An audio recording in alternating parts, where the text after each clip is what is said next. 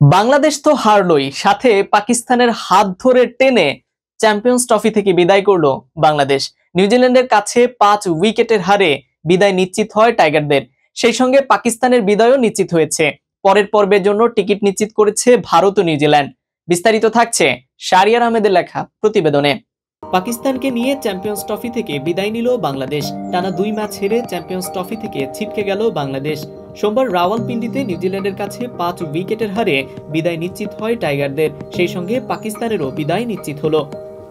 Toss হেরে আগে bat করতে নেমে শুরুটা ভালো করলেও বড় স্কোর করতে পারেনি শান্ত বাহিনী। অধিনায়ক শান্ত এবং জাকের আলীর লড়াইয়ে শেষ পর্যন্ত 236 রানে সম্মানজনক স্কোর পায় তারা।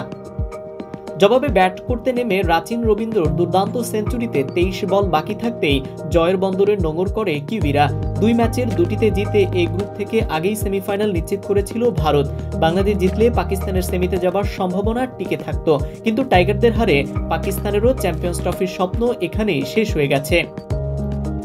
2 ম্যাচের 2টিতেই জিতে দ্বিতীয় দল হিসেবে সেমিফাইনাল নিশ্চিত করল নিউজিল্যান্ড। এর আগে টস হেরে ব্যাটিংয়ে নেমে শুরুটা খারাপ হয়নি বাংলাদেশের। 8 ওভারে কোনো উইকেট না হারিয়ে 45 রান করেছিল টাইগাররা। তবে উদ্বোধনী জুটিটা বেশি দূর টেনে নিয়ে যেতে পারেনি টাইগাররা। 9ম ওভারে প্রথমবার বোলিংয়ে এসেই তানজিদ হাসান তামিমকে ফিরিয়েছেন মিচেল ব্রেসওয়েল। পাওয়ার প্লের পর দ্বাদশ ওভারে বড় শট খেলতে গিয়ে মেহেদী হাসান মিরাজ ক্যাচ দেন 30 মিটার সার্কেলের মধ্যে। তবে মিরাজের বিদায়ের পর তৃতীয় উইকেটে ধীরগতিতে খেলে জুটি গড়ার চেষ্টা করেন শান্ত এবং তাওহিদ হৃদয়। তবে হৃদয় হতাশ করেছে বেশ। রাওয়ালপিন্ডির ব্যাটিং সহায়ক উইকেটে প্রথম 20 বলে একটিও বাউন্ডারি মারতে পারেনি বাংলাদেশের সবচেয়ে ইনফর্ম ব্যাটার। অবশ্য মারার চেষ্টাও করেননি। চাপে পড়ে 24তম বলে বাউন্ডারি চেষ্টায় ডাউন দ্য উইকেটে এসে বড় শট খেলতে যান তিনি। কাভারে উইলিয়ামসনের হাতে সহজ ক্যাচ দিয়ে ফেরেন ডানহাতি এই ব্যাটার। আর তাতেই 100 পেরোনের আগেই বাংলাদেশের 3 ব্যাটার সাজঘরে। অভিজ্ঞ মুশফিকুর রহিমের খারাপ সময় চলছেই। গত ম্যাচে 0 রানে আউট হওয়া এই ব্যাটার আজ আউট হয়েছেন মাত্র 2 রানে। ব্রেসওয়েলের বলে ছক্কা মারতে গিয়ে বাউন্ডারিতে ধরা পড়েন তিনি। সৌম্য সরকারের বদলি হিসেবে দলে আসা মাহমুদুল্লাহ বাকি করলেন। 14 বলে 4 রান করে তিনিও ব্রেসওয়েলের শিকারে পরিণত হন।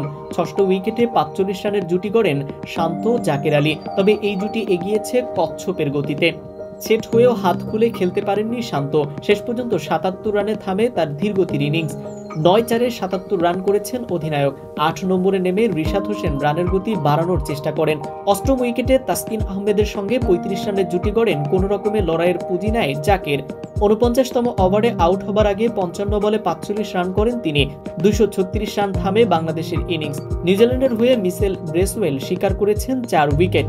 উইলিয়াম ও রোডকে 2টি, ম্যাট হেনরি ও কাইল জেমিসন নিয়েছেন 1টি করে উইকেট।